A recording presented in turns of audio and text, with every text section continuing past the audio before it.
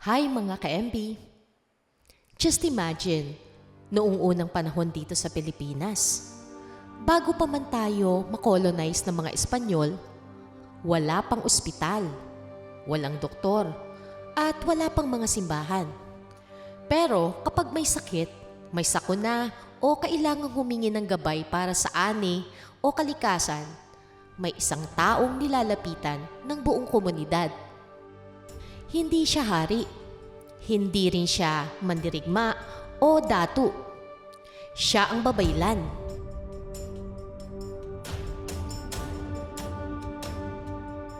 Ang manggagamot, ang tagapayo, at espiritual na pinuno ng ating mga ninuno. Kung pamilyar kayo sa shaman, Wiccan, witches, pagans o kahuna na tinaguriang mga guardians of the earth, tayo din ay may babaylan o tinaguriang Filipino shamans.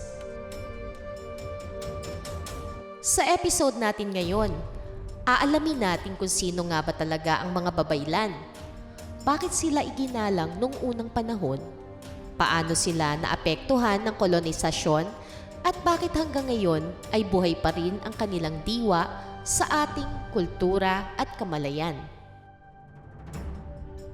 Curious na ba kayong malaman?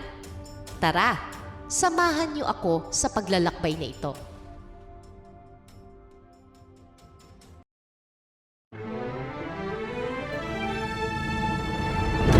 Sa ating mundo, ang lahat ng buhay ay patuloy lang sa paglalakbay. Iba't ibang karanasan man ang ating tinatahak, may hatid na aral sa ating tumatatak. Nagpapalago at nagpapaunlad ng ating spiritualidad. Tayo na't gumising sa kawalan. Tuklasin ang mahiwagang buwan.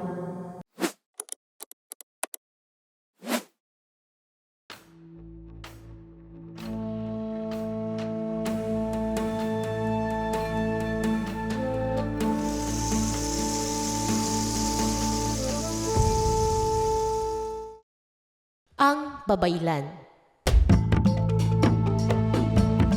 Sino nga ba sila? Alam niyo ba na bago pa dumating ang mga Espanyol, ang babaylan ang isa sa pinakamahalagang tao sa bawat pamayanan. Kadalasan ay mga kababaihan ang gumaganap sa tungkuling ito. Pero meron ding mga kalalakihan na tinatawag na asog o bayog, na nagsisilbi rin bilang mga spiritual na pinuno. Hindi lang sila mga manggagamot o healers. Sila rin ang tagapayo ng mga datu, tagapamagitan sa mga ninuno at sa kalikasan, at tagapag-ingat ng kaalaman ng kanilang komunidad.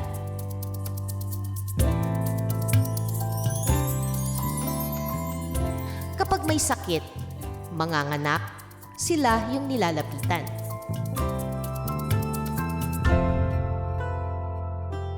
Kapag panahon ng taniman at anihan, sila ang nangunguna sa mga ritual para sa magandang punla at pag-ani.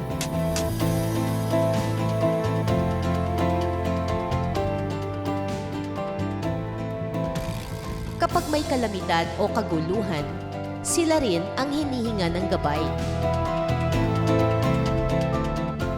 Kapag ikaw ay naengkanto o nakatuwaan, taguri natin ito sa mga elementong nagkakaroon ng kontak sa ating tagalupa. Sila ang nagiging medium at kumakausap sa mga spiritu. Sa madaling salita, ang babaylan ang nagsisilbing tulay sa pagitan ng tao, kalikasan, ang espiritual na mundo, mga spirito ng ating ancestors, at mga elemento. Kaya sila ang dominant noong mga panahong yon. Ngunit alam nyo ba na hindi lamang babaylan ang tawag sa kanila? Sa iba't ibang bahagi ng Pilipinas, dahil nga pulu-pulutong na isla tayo, iba-iba din ang ating dialect at kaugalian. Kaya iba-iba din ang kanilang pangalan. Sa mga Tagalog, sila ay tinatawag na Katalonan. Tawag sa mga pari o mga shamans noong unang panahon. Sa Cordillera, kilala sila bilang Mumbaki o Mambunong. Ito yung mga ritualistang pinuno sa Cordillera, gaya ng mga Ifugao at Ibaloy. Maaram, katawagan sa pulo ng Panay sa Kanlurang Visayas. Tinatawag naman silang Machanyitu sa Ivatan sa Batanes. Asog o bayog ang mga kalalakihang babaylan na nagbibihis, kumikilos at namumuhay bilang babae upang gampanan ang espiritual na tungkulin. Samantalang sa Mindanao at ilang bahagi ng Visayas, ginagamit ang pangalang baylan o balyan. Kahit pa nagkakaiba-iba ang tawag sa kanila, iisa pa din naman ang kanilang layunin: ang paghilom, paggabay at pagpapanatili ng balanse sa kanilang komunidad. Pero dumating ang isang yugto na tuluyang nagbago sa kanilang kasaysayan. Noong kasing ika-16 na siglo, kasabay ng pagdating ng mga Espanyol ay nagsimula rin ang pag-uusig sa mga babaylan. Katulad din ito ng nangyari sa witches trial sa Europa at Amerika. Nagkaroon ng witch hunt. Ang dating iginagalang ng mga pinuno ay unti-unting tinawag na mangkukulam, bruha, at maging kampon ng demonyo. Sinunog ang kanilang mga sagradong kagamitan. Sinira ang kanilang mga ritual. At pilit na binura ang kanilang impluwensya sa lipunan. Sapilitan silang pinag-convert para yakapin ang Kristyanismo. At ang pinakamasakit doon, karamihan sa kanila ay sinamang palad dahil sa matinding pagpapahirap at extortion. Iba sa kanila ay mga nagtago at ang iba naman ay mga namatay. Pero alam niyo ba na hindi sila basta nawala? Marami sa kanila ang lumaban. May ilan na namuno sa mga pag-aalsa laban sa mga Kastila, habang ang iba naman ay nagtungo sa kabundukan upang ipagpatuloy ang kanilang tradisyon ng palihim. Sa kabila ng matinding pagsubok at pinagdaanan sa mga kamay ng dayuhan, nanatiling buhay ang kanilang diwa. At ang mas nakakagulat, hanggang ngayon, kasama pa rin natin ang kanilang pamana. Ang kaalaman at karunungan nila sa mga halamang gamot ay makikita pa rin sa ilang albularyo at manghihilot. Ang kanilang paggalang sa kalikasan ay patuloy na isinusulong ng maraming katutubong komunidad. At sa kasalukuyan, ang salitang babaylan ay naging simbolo rin ng kababaihang may lakas, karunungan, pagmamahal sa kalikasan, at pagbabalik sa ating tunay na pagkakakilanlan bilang mga Pilipino.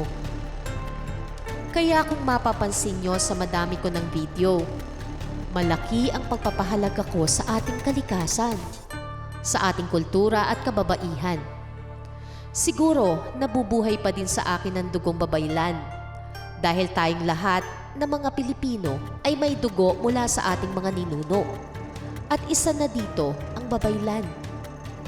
Kaya siguro ang tunay na tanong ay hindi lang, sino ang mga babaylan? Kundi, may maituturo pa ba sila sa atin sa ating kasalukuyang estado? Well, ang sagot ay oo. Ngayon, matapos nating balikan ang kasaysayan ng mga babaylan, maaaring itanong natin sa ating sarili, ano nga ba ang maituturo ng babaylan sa atin sa modernong panahon ngayon? Marahil, higit pa sa ating inaakala. Una, ang paggalang sa kalikasan. Para sa mga babaylan, ang tao ay hindi hiwalay sa kalikasan. Ang bawat puno, ilog, bundok at kagubatan ay may buhay at nararapat igalang. Marahil, kung mas pinapangalagaan natin ang ating kalikasan, mas magiging maayos din ang kinabukasan ng susunod na henerasyon. Ikalawa, ang pagpapahalaga sa kapabaihan.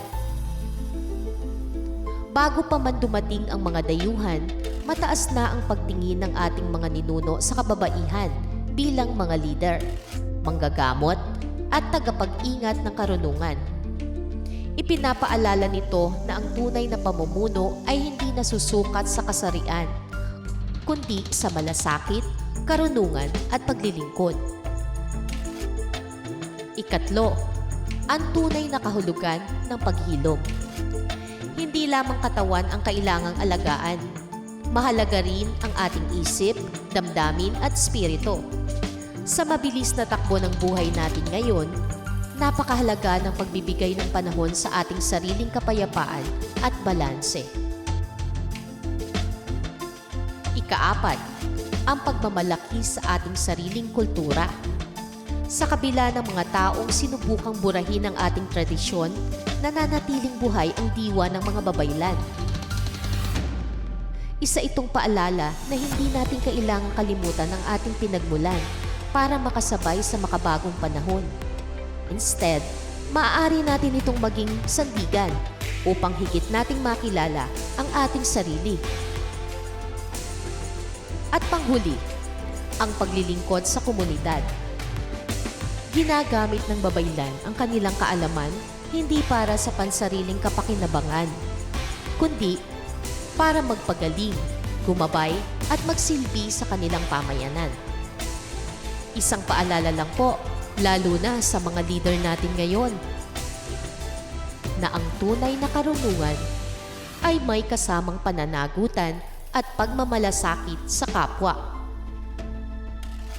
At sana, ito din ang makita at maramdaman ng ating mga leader sa ngayon. Unahin ng mamamayan bago ang pansariling intensyon.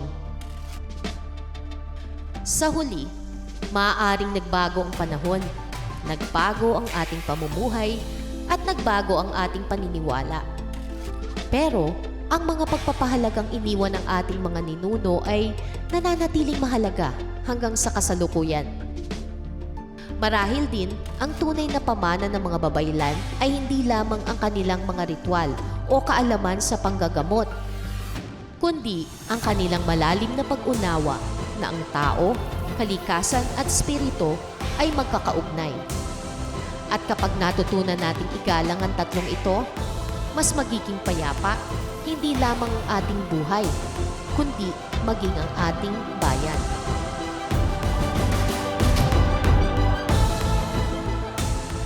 Ako po ulit si Celine at ito ang Mahiwagang Buwan.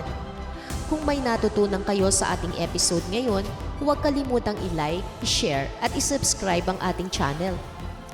Mag-share din kayo o i-comment nyo ang inyong pananaw tungkol sa mga babaylan at sa mayamang kulturang iniwan ng ating mga ninuno. So, yun na lamang po muna. Peace, love and light. Thanks for watching.